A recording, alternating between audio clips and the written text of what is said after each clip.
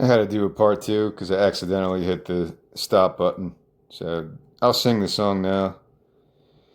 Seeing double, but not as interesting. The food stomach, down with some gasoline.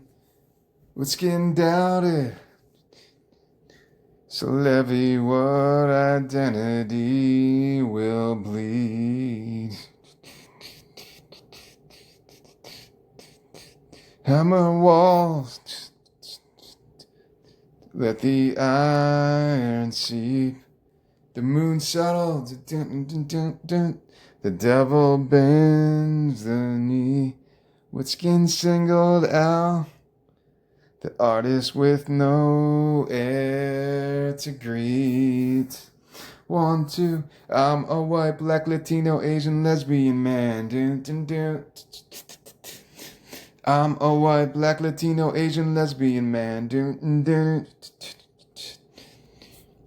Alright, after that, I feel like I need to add another. Well, you will go into a guitar solo right after that. Verse 1, verse 2, then the chorus. And then you just have a little funky solo. Then I need to make a verse 3. I'm going to do that later, but as long as you know how the melody goes, then I'll come up with a verse 3 later. I'm putting this song together like right now pretty much. Um I said it earlier when I was coming up with the original concept of this album, Wrath of the Bull. I wanted it to be bluesy, so when I listen to blues music, it's all about the guitar, man. The guitar tone, the playing, the solos, the other instruments, piano, blues, steel guitar, slide guitar, the words or whatever. And I think Jack White might be a good exception to that rule. He's got interesting lyrics, and he does seem to pay a good amount of mind to the lyrics. But a lot of blues music is just when I woke up do this morning. I'm not making fun of it. I could say this about any genre, hip hop, punk, classic rock. A lot of it gets stale, and blues especially because it's such a specific type of form of rock music. But it's a real emotional music. I still prefer it to jazz. I do like jazz as well, but if I had to only pick one, I'd probably listen to blues. If I had a record collection and I was either Miles Davis or Buddy Guy or I don't know, maybe like the Freddie King, like I said, to explore his stuff, I'd probably pick the blues stuff more often than not. There is a bridge to this, so again, it's the verse 1, verse 2, then the chorus, then you go into a verse 3 after a little instrumental guitar part. Then you go into the bridge after verse 3, which I'll have to come up with after this. Atrophy, don't giving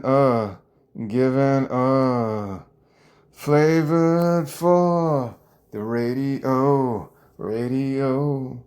Entropy commands the heritage. Social engineers defend the eye.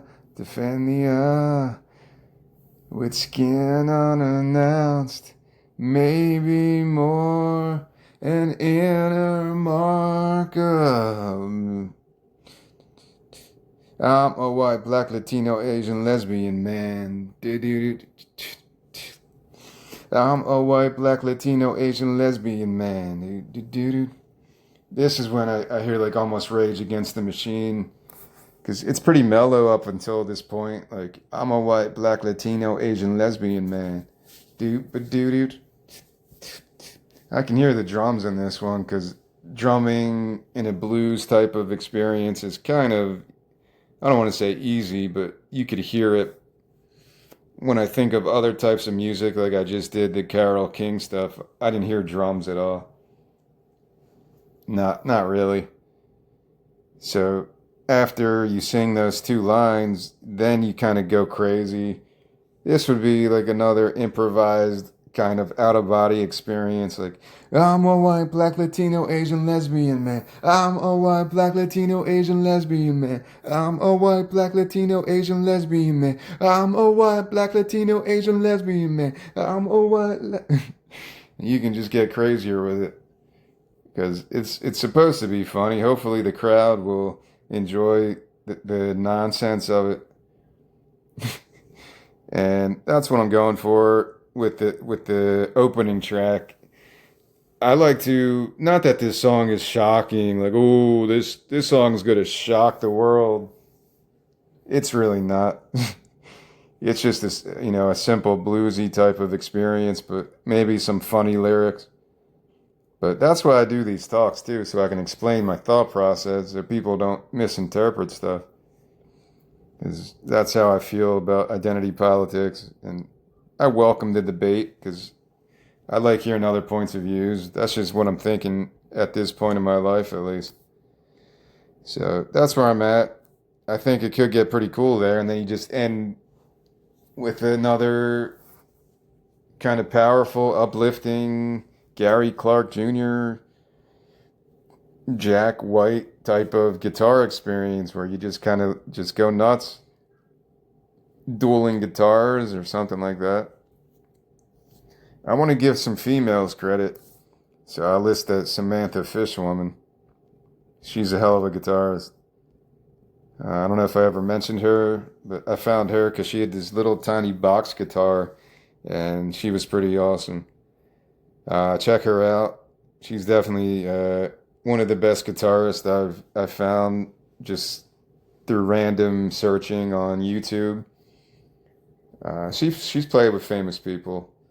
I forget the one video I watched, but she's played with all types of groups and people, and she does her own music as well. She's very talented. I want to say she's from New Orleans too, but I'm not sure about that. But yeah, I don't want to be only talking about male artists on this. So I'm at least trying to give women credit because they can play guitar just as well. And I don't want to come off as saying only men play blues guitar because that's how it's been historically, at least. Nah, she's not. She's from Kansas City, Missouri. I thought she was from New Orleans, but maybe maybe the concert I saw her was in New Orleans. Yeah, she spent time in New Orleans. Maybe that's why I found her on YouTube like that. But she's awesome, man. She's really good. And yeah, I don't want to make it seem like only men can play the blues like how I like it. Like, I don't want to come off like that. Historically, yeah, because women weren't really a part of that scene. It was all just African American men back in that time because they invented it. But, then women got into it. And today, I feel like anyone can play the blues. Like, even like that Adia Victoria woman, she gets bluesy with her stuff. She's from Nashville too, Adia Victoria. And she's got some cool bluesy stuff. I mentioned her numerous times because I got really addicted to her stuff a couple years ago. And yeah, I'll add them as well. I made a note for myself when I was going to talk about this song. I do underrate certain bands, and I just refuse sometimes because I'm stubborn like that to give credit to popular acts like the White Stripes or Aerosmith or other bands that I feel like if it's popular, they can't be good. And I think the interview I listened to yesterday with Jack White, he was saying the same thing like that. He gets weirded out when he hears Seven Nation Army at like big stadiums during sporting events. And that's got to be such a mind fuck to hear your own song and like 70,000 people going, oh, oh, oh, oh, oh. Yeah, it's just really weird to think about.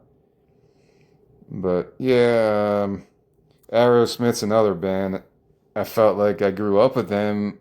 Maybe the first video I saw was them and Run DMC. But I never got into Aerosmith. I felt like they were too gimmicky or something. Like, I don't know.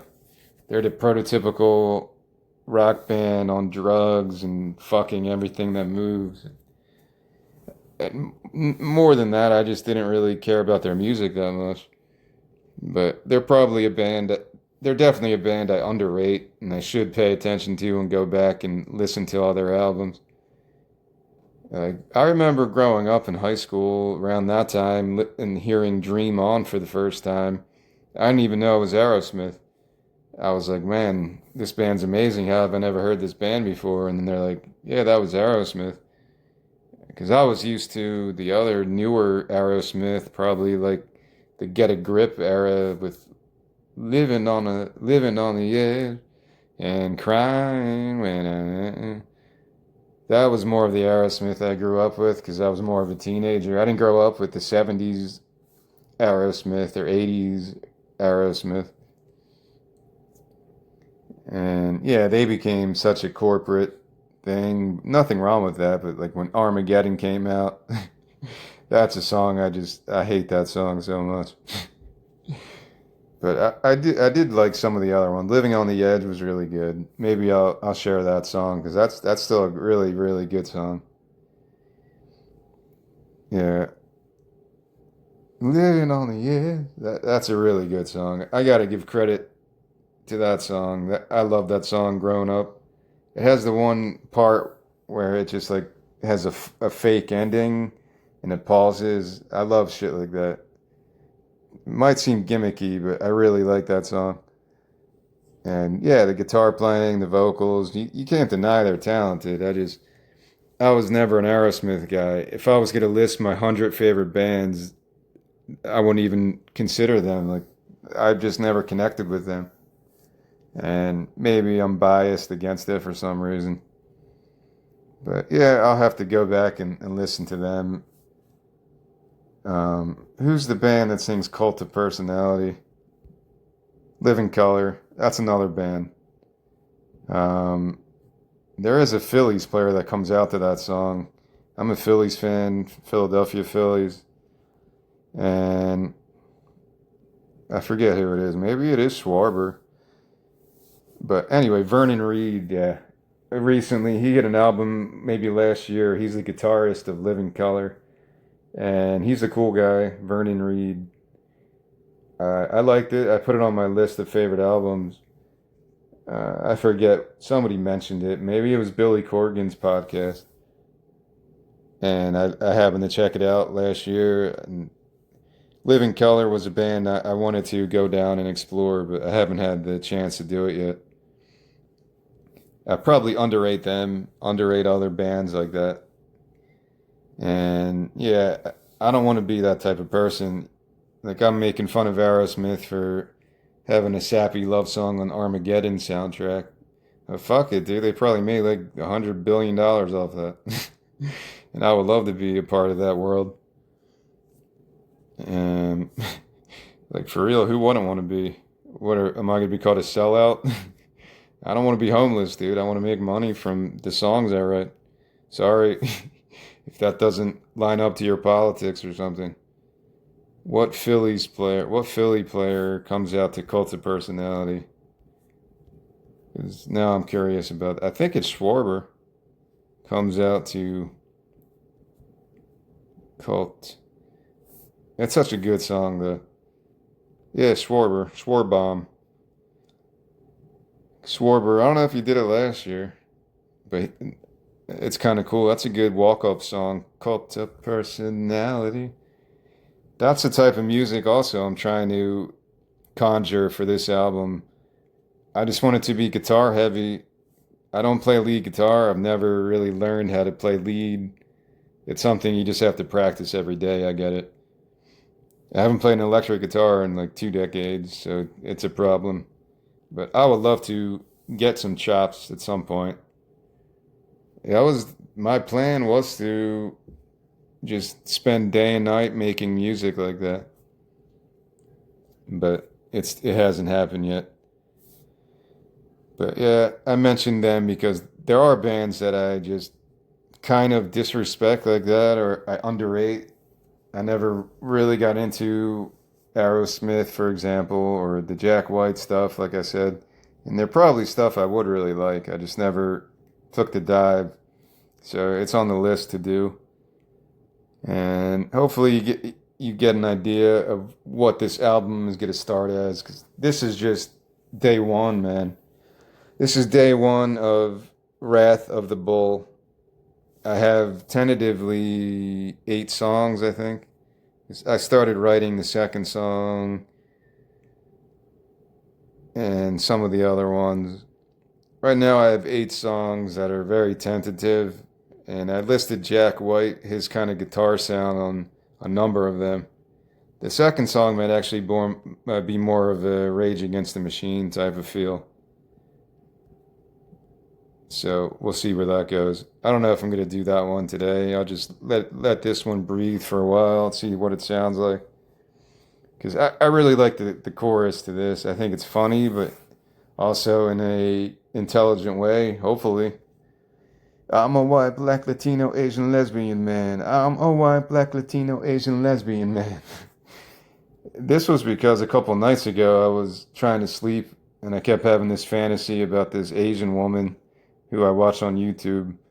She has like a record channel where she just lists all of her favorite records. And I'm like, maybe I'm Asian because I'm like in love with this woman.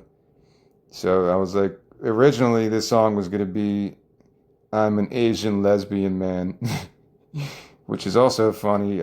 But then I'm like, you should just add a bunch of other identifying racial categories. I was gonna add more too, like I'm a Bulgarian Jamaican, but I was like, yeah, it's gonna get too wordy and ridiculous, so I just kept it to that. I think it gets the message across. Like I'm a white, black, Latino, Asian, lesbian man. I'm a white, black, Latino, Asian, lesbian man. I'm a white, black, Latino, Asian, lesbian man. I'm a white, black, Latino, Asian, lesbian man. And it has so much cool possibilities for solos there. So it's a blues song, but it's not that typical do do do do do do. It's not that type of blues song. It's more roots rocks, maybe even like the Black Crowes, like that type of music, which is, I guess, based on the blues. What's the Black Crowes? They're usually considered a blues band, right? I don't know. I'll list them too. Try to find a song that fits what I'm going for. That's another band I never got into. Like I learned how to play She Talks to Angels on my acoustic back in high school because everyone kind of liked that one. She talks to angels. Like that's such a classic. That's probably the only song I know. So yeah, there's tons of shit I gotta listen to, but that's what I say on like every one of these things. I should probably listen to music instead of rambling for an hour like this. But I guess that's it. Stay tuned. I guess I'm gonna keep going with this and then do song 2 tomorrow, which is called Second Opinions, and then kind of approach this the same way I did the last album. So I went from Dead Kennedys to Carole King, and now I'm in Jack White territory, Black Crowes, Southern rock, I guess. Jack White doesn't seem like a Southern dude, but he's based in Nashville. That'll be the last thing I Google. Where did Jack White grow up? I don't know. That's kind of interesting. Where did Jack White grow up? Ah, he's from Detroit. All right. Damn, he had 10 brothers and sisters. No shit. All right, so that's cool. I didn't think he was a Southern dude, but I guess he just liked the Nashville flavor. That's a good place to go. Yeah, that's cool though. And all right, I'll just leave it there. Tomorrow I'll try to do another song because I think I'm better when I do one a day and see where that goes.